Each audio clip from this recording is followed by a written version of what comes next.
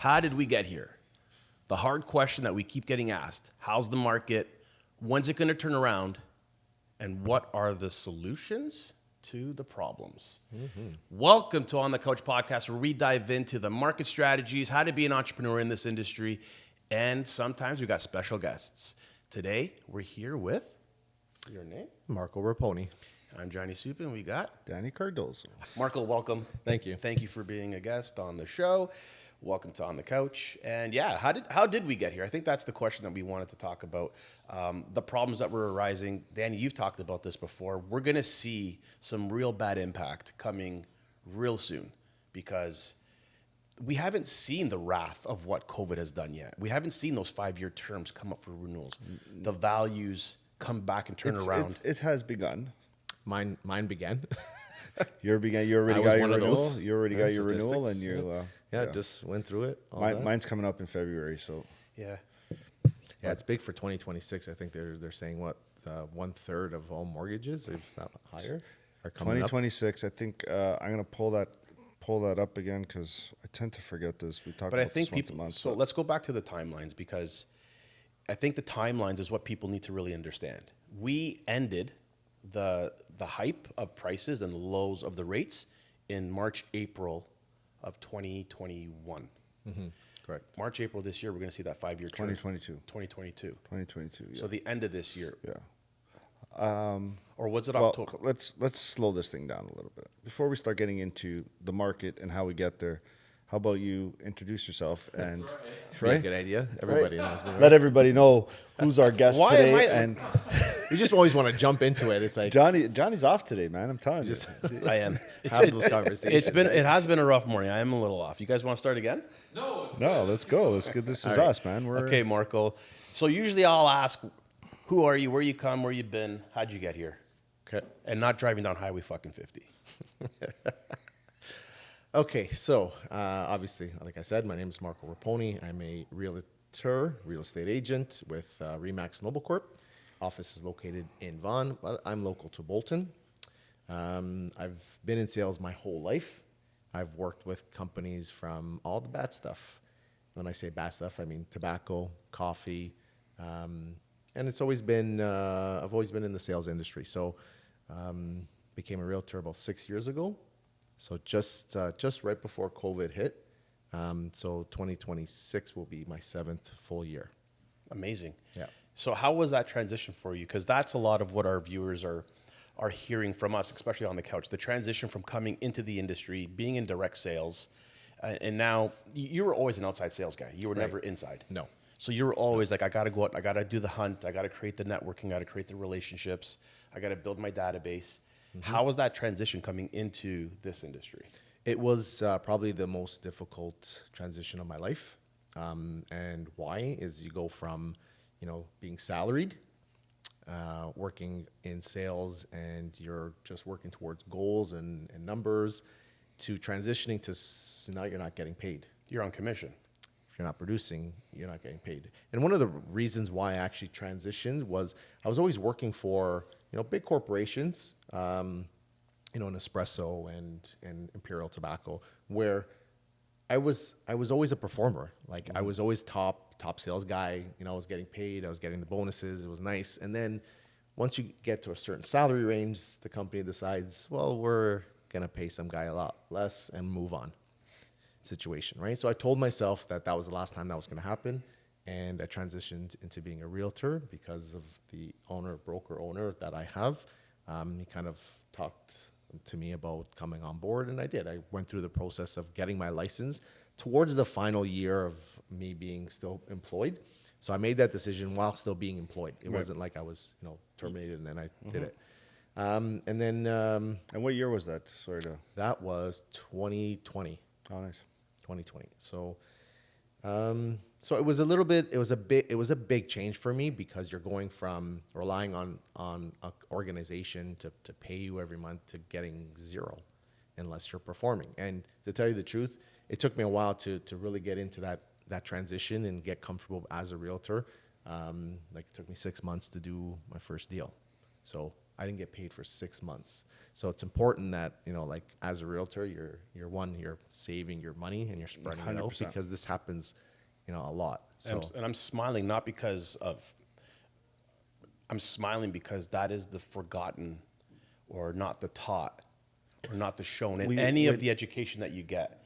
When you go to the school, you learn all this compliance, but nothing prepares you on how to get clients. None of it does. I wish I can actually go into the schooling and revise the entire curriculum and teach realtors what the everyday life is like and what they need to know. Just 7 by 70. We talk about talk this all the time. All the time. Yeah. How our school, you guys are at least, you guys have five courses in one, right? Yeah. I don't know what it is now. It's like I did the old school one. I didn't do Okay. the Humber College thing. Okay, so I But think still, I think your there's process still is- five terms or whatever in the one course. Where us, it's like 40 hours. It's only a 40-hour course. You can bang it out in 1 week, And it's made to pass. Yeah. Well, I actually did the exam, so I know what it is. It's not hard, right? So and we talk about how we should go back. I mean, not us specifically, but how they should change it to teach more sales and teach more about the life of a mortgage agent opposed to just the compliance part and math numbers that, you know, we all have mortgage calculators now. We don't even need 90% of that math anyways. And teach that more into the course, make it more than a 40-hour course, because one of the biggest things that I see in both with realtors and in the mortgage world is there's too many of us, right? And there's too many of us doing 1 or 2 deals. You're not educated enough because you're probably doing part-time, right? And you're taken away from the actual full-timers that work hard, that are educated, yep. you know, that can actually put out the best service for someone that's actually looking for that product, whether it's a house or a mortgage. Yeah. Right. Yeah. It kind of. So you came in 2020. 2020. You took 6 months to get your first sale, I guess. Well, the hardest thing for me was is like, you know, there's exactly what you said. There's too many of us. Yep. And the issue is that like you're playing with people's biggest investment right now. And, you know, it's difficult to get clients when, whether they be your friends or your families, where you know, you're like, oh, guess what? I got my license. Let me sell your house now. There's no trust there for them. Like they don't want you as a friend managing their biggest asset because one, it becomes a little bit personal. Yep. And two, it's just like there's always that doubt in their mind where does this guy know what he's doing? He just got his license, right? So that was the difficult part of it. And back then, when I first got my license, it's like they always tell you to rely on your inner circle, right? And you know, it cost me a lot of friendships, believe it or not.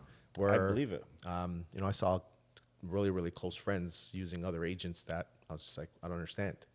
So I kind of, after like a year of that, I kind of just blocked that out and concentrated on the path ahead. Right. We So talk we about talk this. about this. Like I rather none of my family come to me, to be honest. Yeah. Not a single one. And I don't mean that in a bad way. I just, first of all, we're talking about finances, and even as a realtor will, when you're selling their house or purchasing their, maybe not so much on the purchase, more on the sale. You're going to see what the delta is between their mortgage and how much equity they have, and sometimes that's personal. Right. You And know, I always ask them too. Is like when I get into those conversations, I always ask, do you feel comfortable telling me what your mortgage number is? If you don't, I'm okay with that, but it's got to make sense. 100%. What you're doing, the process. That's the hard question that you have to ask. That's what a good salesperson does, is ask the hard questions. Yeah, absolutely. And I've been saying this, like even when I first started, I've been in sales a long time. I've been on commission since I was 18. So, but when I got into the coaching and raising agents, I guess you want to call it, I tell them all the time, like, guys, they're going to tell you to go make a list of 25 people you know. I'm going to tell you, take that piece of paper and go throw it in the garbage. You're going to burn those reputations. You're going to burn that relationship because you haven't built enough credibility in the industry to go to those people. Because the first thing they teach us is, or they say is, go after the people you know in your COI. Once you do that and you go ask Timmy to get the listing, he's going to say, bro, you've got no credibility. Then that can hurt your relationship. You should actually have a reverse ranking spreadsheet, which is what we teach in our school. And you got to go after the person who's least likely and least influential to give you the business. Because if you go after the most influential, the most likely, they're just going to turn to you and say, Marco, yeah, I appreciate you, but and that's something that a lot of people, new agents, have a hard time getting, because they're going to go after those people right away. But there's influence and there's likelihood, but there's no reciprocity. Right. So Right. I found like even the like my first year, I had a friend, a very close friend, and like this is like your inner circle friend that you hang out with, and it came to a point where I found out that their home was for sale, and it wasn't with me, nor was there ever a conversation with me. So I kind of took offense, and that was the mistake. Like you learn after the fact to kind of let that go over your head, and you don't worry. Like your friendship is more important. So that's why we're having that discussion, right? And it's my argument was that, I had when he was struggling, I'm the one who got him into the door of a certain employer, and now you look at me, now I'm on the commission structure, and now I need the help and I need the support, and you're not giving it to me.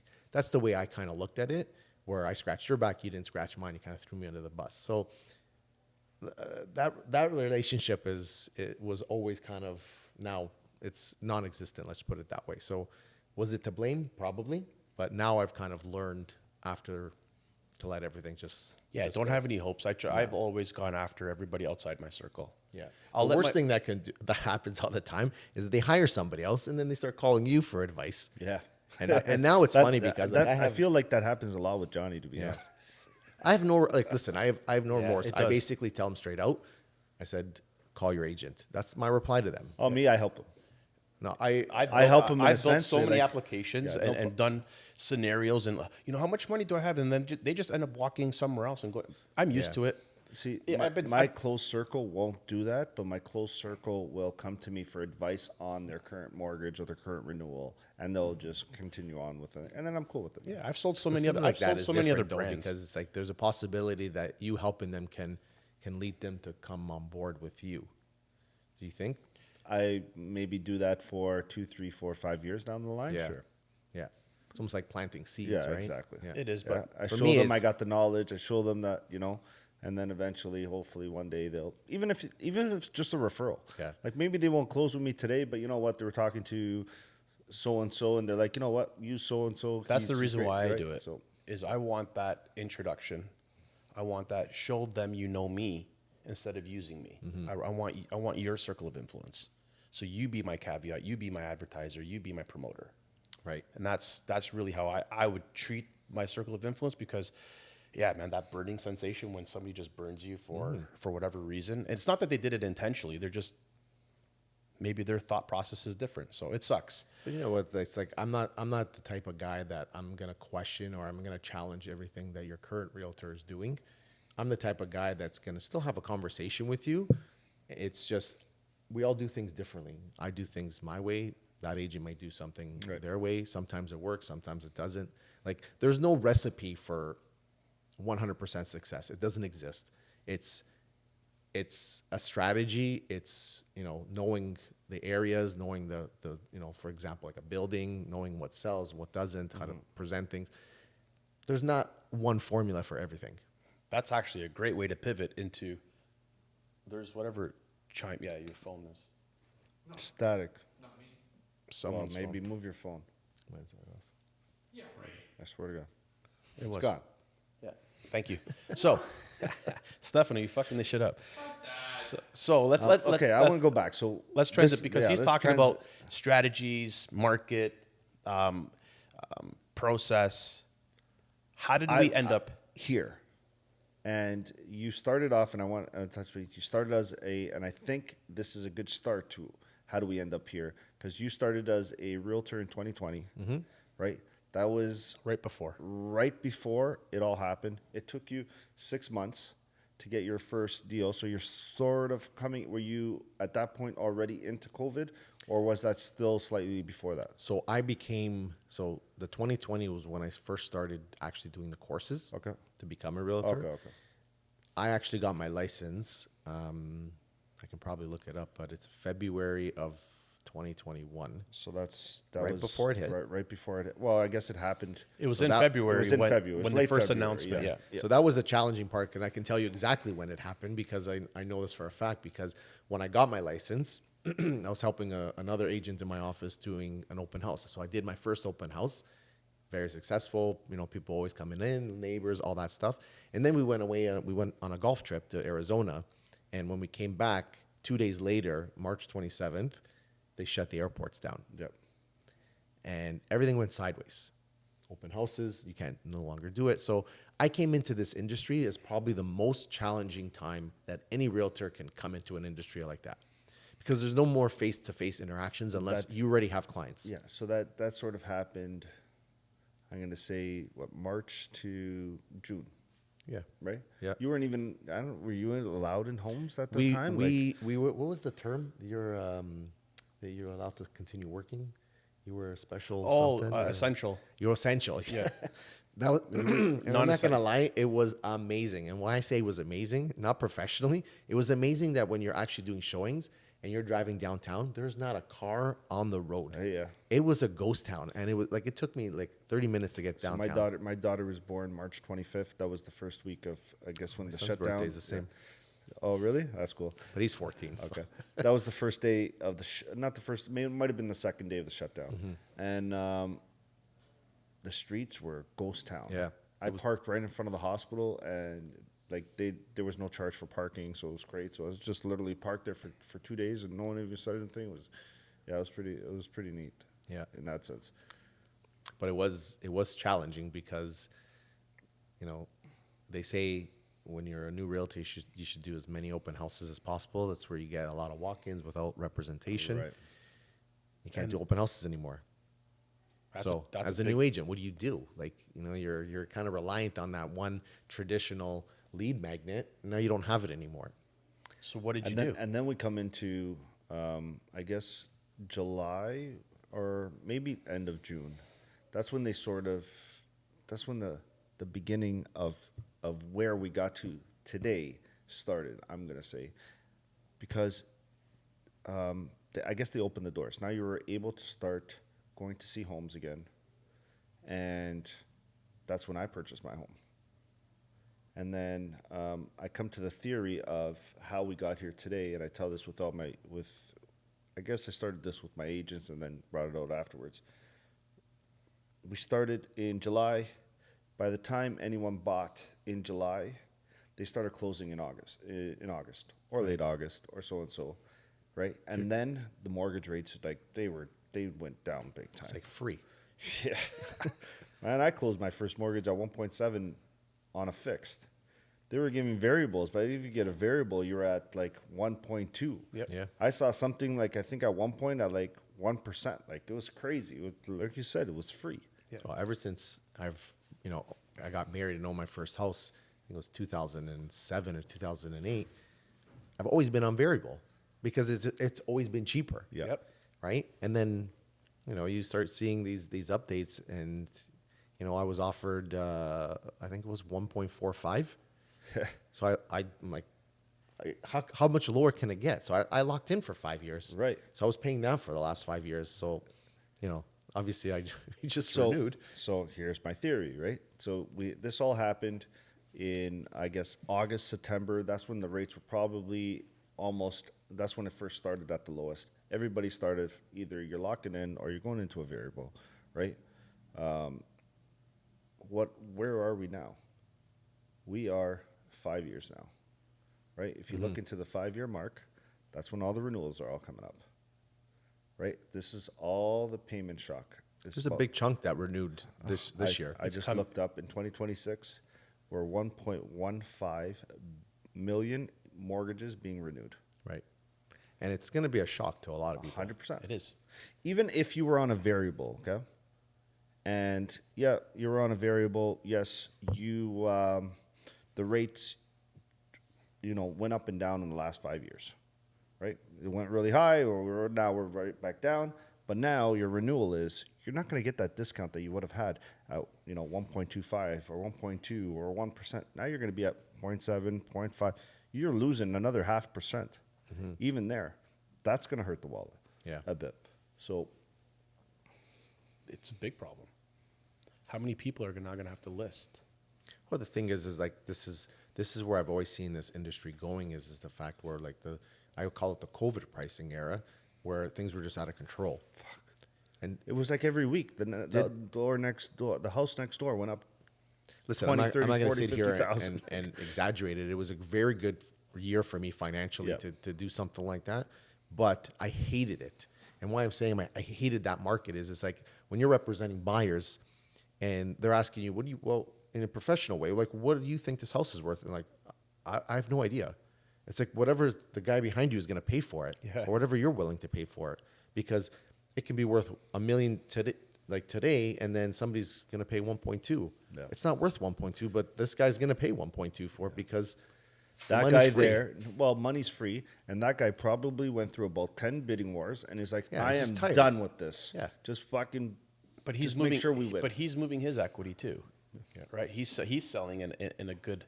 Yeah, for a seller, it was amazing. Yeah. Because, like I saw homes sell, 3-month closing, close, and a sign go right back on that property and sell in 3 days, and it's like a $300,000 difference in 3 days. It's crazy. My neighbor and I sold within 30 days, and we were $100,000 difference within 30 days. Yeah. And Here, it was just uncalled for. yeah. I mean, lucky for the guy who's selling, but It's not- always to the advantage. Like it's like today. It's like the buyers have the little bit of the advantage, right? Where sellers were racking it in. Now it's just I love this market better because you can actually take your time. You can do an inspection. You can negotiate on the price. But how do you set the expectations when you are taking on a listing? Because I think that's where the troubles are right now. The expectations for some people are, well, my house was worth at one point. Yeah, it's just kind That of is, the expectation is. So how do you overcome that objection? Like, what do you do? So I'm pretty big, and if you see like some of the social media things I've been doing the last couple of weeks, is I'm harping on the actual price point. Like this year alone, I walked away from 5 listings, and as somebody watching this, it's like, are you crazy? Like walking away from a listing, like you're supposed to be getting paid on commission, but you're walking away from listings. I just walk away because sellers are unreasonable. Right. Like the worst thing that sellers can tell me is I need this number. Yeah. I'm like, yeah, I need 10 million for my house too, but it doesn't mean I'm going to get it. Like if I'm coming in and there's an evaluation of $1 million and you're telling me I want 1.5 because my mortgage is 1.3. Sorry, I can't help you. Your house is not worth that. And that's the struggles that we're going to see coming in the next 6 to 8 months. Yeah, this because year. what's also happening is it's like you run into these situations like I just mentioned, where now, you have a $1.3 million mortgage, your house is worth 1.5, but it's not going to sell at 1.5, it's going to sell at $1 million. Can you afford to close your house if it sells at $1 million? Yes. Because I've seen it. I've gone through it personally where the 2 weeks before closing, like we can't close because we owe the bank and we can't come up with the money to close the house. Okay. And as an agent, I don't get paid. Like Yeah. you go through the entire process, you sell the house, and then you find out you can't close the deal. Yeah, that's crazy. That's the problem right now. And we're going to see a lot more of that. And I would love to know what the stats are of power of sales right now in the GTA right now, because I remember probably back in 2021 or 2022, at the early 2022s, there was 0 power of sales going on throughout the city, Yeah. right? Because chances are you found a way out of it, Yep. right? The prices went up, so you just found a way out of it. Now I should punch that in and figure that out as quick as possible. It's high. Yeah. It's really, really high. It's high. And it's pushing the values of homes lower and lower in the But last 2 months. defaults have always been there, just not at this Not at pace. this rate. Yeah. It's funny. Defaults in what sense? Someone not paying the mortgage? Yeah, defaults have always been there. Defaults have been there at a minimum. Yep. Right? But people always seem to recoup. Recoup somehow, Right? right? They don't let it go, You were able. Well, you had- the you had- value. The there was value of your equity, house. yeah. Yeah. They don't let it go like 3-4 months and then the bank takes your house. Exactly. Like, there's that super long process of even if you don't pay it 3 to 4 months, there's a legal process, and then it still gives you the opportunity as a homeowner to recoup. Yep. That a lot of people either borrow from their parents, the parents are refinancing their house just to Right. get them back on track, or they're taking bigger loans, credit cards, all that stuff, right? Just to pay off their mortgage. Wrong way Yeah. to do it, but It is definitely. But now there's no more room. Yeah, There's There hasn't been room for. been a year. At least a year. Yeah. Yeah, like people can't refinance right now expecting that there's more equity in their home because there's less. And that's why when you're saying, and that's actually like that's smart of a realtor or a salesperson individual is, let me assess what you have. You want me to list your house? I'm going to go through this whole process, and then go like do all of this, but you can't get out of it. So you're going to do all this work. Yeah. And it's like, for what? Yeah, I might get an advertisement, and That's why it's important now to ask that tough question is, what's your mortgage at? Because if you're telling me your mortgage is higher than your house evaluation, I'm sorry, do you have the $200K to close the house in loss? The condos right now is the biggest problem. Yeah.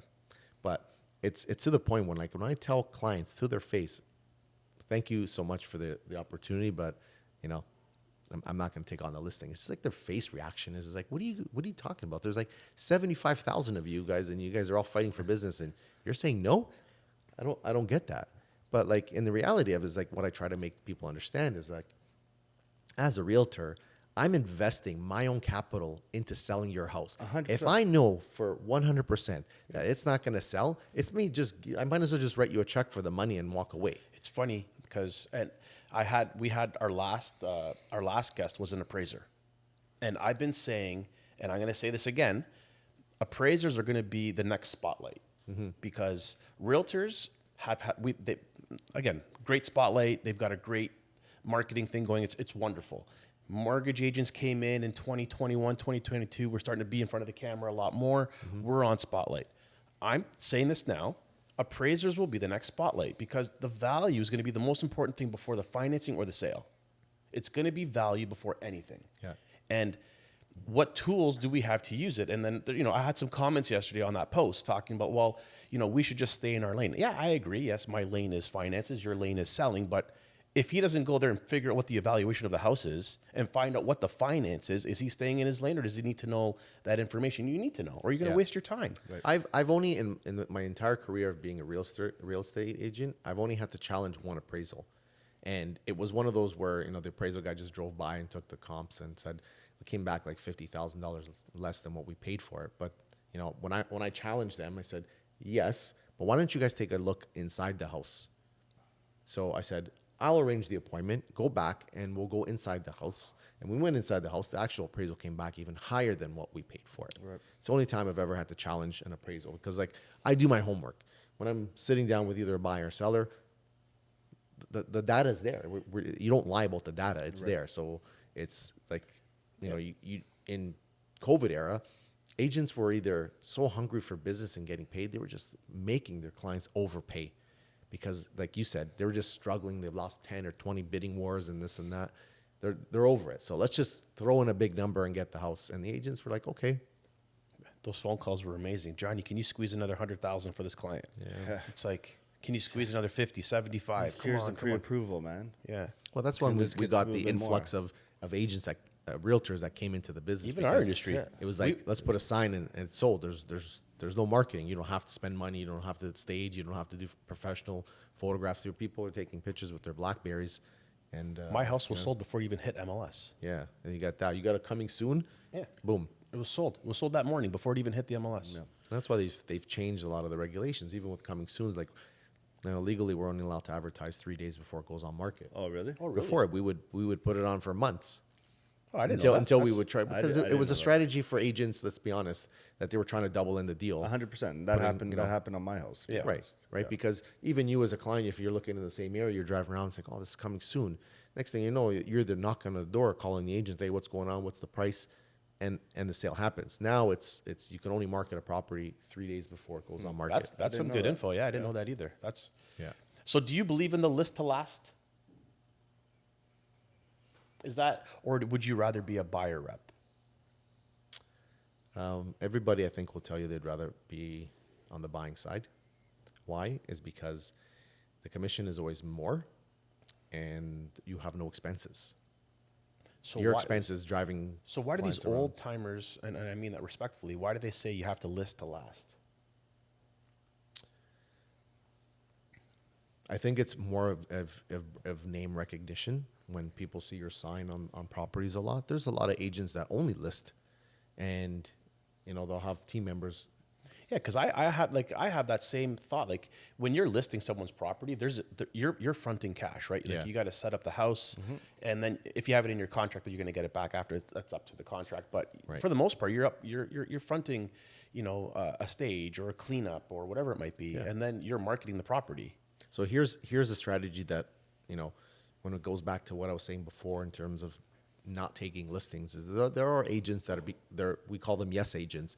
They just basically do whatever you say as a homeowner that you want. Why? Is because they get their sign on the property, and that sign generates more calls, more leads, all that. The way I look at it is I'm only getting those leads and calls when there's a sold rider on my sign, because that's for sale sign is only going to last there 60 days, 90 days. Then it's going to come down, and a new agent's sign is going to go up. Which we're seeing a lot of right now. Yeah. But that's why a lot of agents will take on listings, because it's free advertising for them. Yeah. And the more times people see their signs, because that's what happens to me is as soon as a property sells, I get 3 calls.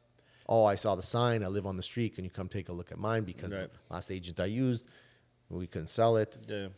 But then, I have the same question: is when does the homeowner allow you to do your job and not be that yes agent? Like, how can we tell people right now? It's like, allow the realtors to do their job, not you dictate what the price should be. And then you're 60, 30 or 60, 90 days down the road and you still have the house for sale and you're overpriced, you're out of the market, you're not where it should be.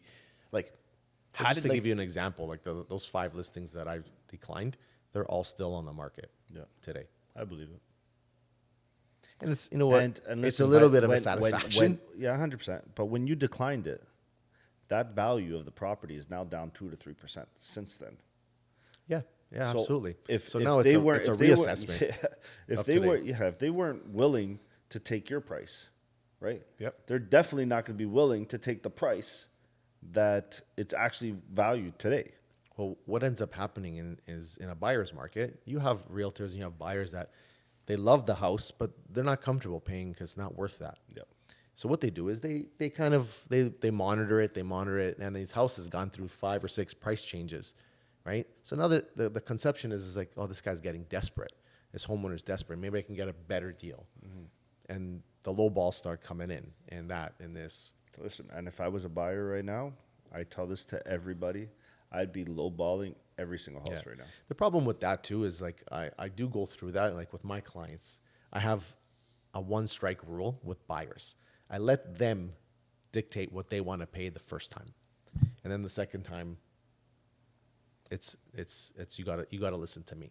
And yes, I'm still trying to get you a deal, but you're buying a house today, in today's market. Not that what you think is going to happen in 2 years. You're buying it today because you're moving into this house to live in with you and your family. Okay, I'm showing you the facts of this is what the house is worth based on the factual data that everybody has. Now, if we're paying 10 to 20,000 underneath, that's a deal because you're buying today.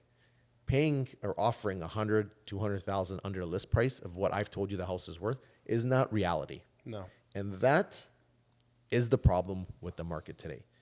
You have sellers stuck in 2021, and you have buyers who want to steal. They want to walk away like, yes, look at the deal I got.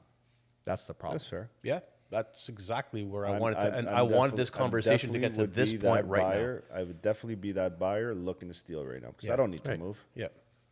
Right. Right, 100%. And I'd be with the agreement that the realtor would understand that. So, like you would have that agreement with your buyers. Mm-hmm. Me, I would have my agreement with my realtor saying, listen, if you're going to take me on, this is the only reason you're going to take me on. Are you willing to go down this route? Because if you're not, then that's cool. Yeah. Yeah. A lot of the transparency has to be put out there Yep. because, even for sellers that basically say, well, I don't really have to sell. So if I get this number, then I'll sell.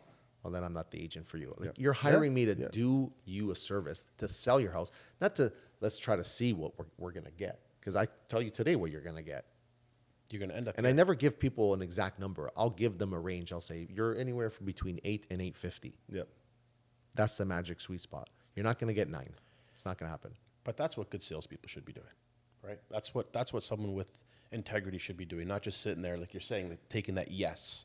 Oh yeah, I'll get you 850. Like You can't promise that. You don't know. The house is only what someone's willing to pay for it. Yeah, and that goes back to like my original point where you're talking about too many people in this industry because you have guys that haven't made a deal all year that are forced to say yes because they need the listing. Right. Yeah. And then yeah. Well, what are we doing now? Now, yeah, I love the part that we just got to. This is exactly. Sometimes it takes 35 minutes to get to the part of the conversation. No, that, it takes 44 minutes, but go ahead. that's Has okay. it been that long already? Oh, wow. Perfect. I don't want to bore anybody, so let's. Oh, let's go. No, but this was. Listen. I'm a big fan of. I've always advertised myself of, like, I'm honest. I'm gonna tell you the way it is, whether you want to hear it or not, right? Because there's people in this industry that are just gonna agree with whatever you say. And go with it. Yeah, there you have it. That's what you want. You want somebody who's going to give you the integrity, who's going to give you the honest answer. Sometimes the hard questions is what you need to be asked. Yeah.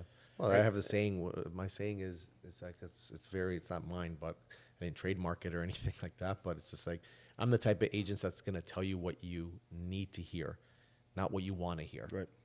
Right. Because there's a lot of those. Yeah. That's not what you want. Because it's easy to tell you what you want to hear. Well, for example, I just in this market, how bad condos are. I sold a condo in 3 days, in probably the worst neighborhood, and it's an old condo, with high maintenance fees. Because the reality is that I want to start at this price. Well, what for? It's not going to happen. Why? Just be aggressive. Go as the lowest one in the building. We'll do our strategy, and it's what happened. First showing, we sold it. Perfect. That's what you want. You got to get in front of the most amount of people in the shortest amount of time. That's the whole idea. There's no point of being the highest price in the building because nobody's gonna look at it. You don't want to get in that market, in the condo market, like especially like if you paid high for it, it's very difficult to get somebody to realize you're gonna lose money. But if you're an original owner and you paid that condo 80 grand, like selling it for 550 in this market is very profitable. 100%. And I think that's a sales strategy that a lot of people should be taking on. It's like, when did you get into this house? Yeah. Like, what is your exit? Is your exit because you bought in 2021 and you bought it for $9 and you're only going to get $850 for it now and you owe $850? Or did you buy this in 2006? You paid $400. You're still going to walk out at $850, which is, I think, the ideal. No, that's just an example. And you've got a good equity in this property. Now you can move that equity to the next house. Yeah, those are and that conversation is what needs to be had more often. Yeah, those are always the ones that are looking to upsize into bigger homes. Yeah. Everybody's in the condo market right now is having that issue. Yeah, you guys. Like even the ones. That's why you're hearing the projects being canceled. Like builders are still asking like COVID prices. Yeah. Like, why would you pay $700,000? I blame the government on that. Really, it's not so much because I got families that are builders, and they tell me about the development fees. Like development fees per unit, it's absolutely crazy. It's crazy, but why would I go invest $100 million to build a condo when I got a 10% margin? You want to throw a 3% levy in there? I can't fart. I fucking lose everything. Yeah, one mistake and you lose everything. Yeah, like they work on tight margins too. Yeah, okay, on $100 million, 10% is 100. Like you're making a profit, but when you throw a levy in there at 3%, you can't have one clawback anywhere. You're in trouble. Yeah. So I do blame the government. These levies are too expensive. I once I'm friends with a certain builder, and once I was I asked them straight out. I said, "How do you guys determine like the actual price of a home when you guys like go to sell?" And this is like right around that COVID area, and he basically told me, he goes, "Okay, we usually have a formula." He goes, "But on this new development, we just threw a huge number out there and just see if it's sold, and it sold out within like 3 days." Like crazy amount of money. Just throw out a number and see. There's tons of neighborhoods, right? Like that Colgan neighborhood. There's houses that are not even being built. Mm-hmm. The builder won't even build the house. My uncle's. But they're bought. They're sold already. They won't even build them. Oh, okay. Because there's no the cost of it. The cost of it. The financings are not put in place. It's probably what they paid for it 3-4 years ago compared to actually building the cost of it. Yeah. So there's tons. I went through it. Like first year, the evaluations won't come in, so Yeah. the lots are empty. first year of real estate, I was helping another agent in my office who had contracts with builders to sell their developments. Sold 10 units in in a development. Like these are townhouses, you know, and 6 years later they're still not built, and they just filed for bankruptcy It's crazy. It's happening a lot. because of, you know, these were townhouses in I don't want to say the area 'cause I don't want to give it away, but they were selling for $399. You can't build a townhouse. Well, you can probably build it for less than that, but they're not making any money Right. on it. I'd love to find some. We'll never see those prices again. And again, this is something where now I don't get paid, right? Because they're not being built. Right. I just lost 5 Listen, deals. I'm a complete transparency again. I don't like pushing new construction. I don't. Not right because now. This is what happens. Yeah, Like, the uncertainty. Me everything. personally, I like to buy when I'm ready to buy. I get what I'm Right. what I'm buying for. Not My conversation with my clients is, why wait 4 years? Like, we don't know what's going to happen in 4 years. Nobody has that crystal ball. Is it going to be worth less than what you paid, or is it going to be worth more? Nobody knows, especially in this market. So buy today because you're paying today. If you're not ready to move in, you rent a house and you're already making income. 10 years ago, you can determine. It was like Right. that was Different. It was like, yeah, I'm going to buy pre-construction. You park your 30, 40 grand, and then you wait a year or 2 years when it's built, and then you're up 100. That's what everybody was doing. Yeah, those days are done. They wouldn't even close on the proproperty. They would just sell it as an assignment and make Right. 100, 150,000. So we did. We bought in Tottenham, same thing. We put the deposit down. It was a small deposit structure. We waited 2 years. It was built. We were up a couple bucks. We're like, okay, we're just going to offload. I'm not even going to put a renter in it. Just offload it. My first house we sold in 10 months. Because Yeah. it doubled in value in 10 months from the time we moved in. On crazy. Twin Hills. Yeah. Yeah. We're on my sister's street. I remember. Yeah. It's awesome. All right, guys, we got to get to the end of the episode, unfortunately. wah, wah, wah. But I love where this episode went. I think there's a lot of information. There's a lot of market data. But if you had to give any advice right now in this market, where we're at today, what would it be? Listen to your realtor. We're not here to steal your money. We're just guiding you through the process. If you're not, You guys are the ones with the education. You guys are the ones that have You got to let them the do their tools. job. Yeah. The tools to evaluate properly. 100%. I agree with Yeah. you. Listen to your realtor. even if it kills you to hear the information, it's the truth. Yeah, they're not like the realtor's job is to move the property, not to sell it undervalued, not to sell it over. Like In reality, they want to if move. the more your house sells for, the more money I make. Why wouldn't I want to do that? Right. But I'm not giving you false hope here. Yeah, you can't. Like it's easy to overpromise and underdeliver. Just say, yeah, we'll get $1 million for it, and then the house just sits there, doesn't move. So you got, Some agents do it on purpose. Some agents will list your price of whatever you want, knowing that, a couple of weeks down the road, it's price drop, because they still have you under contract. So they're trying to get you back to that number that you've originally proposed. Yeah. Yep. I then they remember. get I paid. know a couple of realtors. That's how they work. Yeah. they'll just say 100%. yes, and then they'll sit there, and then I've picked up- No, 14. but they're very good at convincing you afterwards, right? I've picked up 3 of those this year. Oh, this is my last agent. So I don't know. Should have started here. You would have been sold already. All right. Let's get into the tequila. So what do we got today? Let's see. So Marco, what did you bring this year? So I didn't want to be a penny pusher and bring you back my used bottle. So I brought you back a brand new uncorked Adjectivo tequila. That's my favorite. Sick. So Which are we corking? Are we uncorking? Yeah, absolutely. Look, you can still see the wrapper on it. Well, let's hear the So, ASMR. as you unwrap it, I'll give you the. We need that sound for. So. Oh, yeah. Oh shit!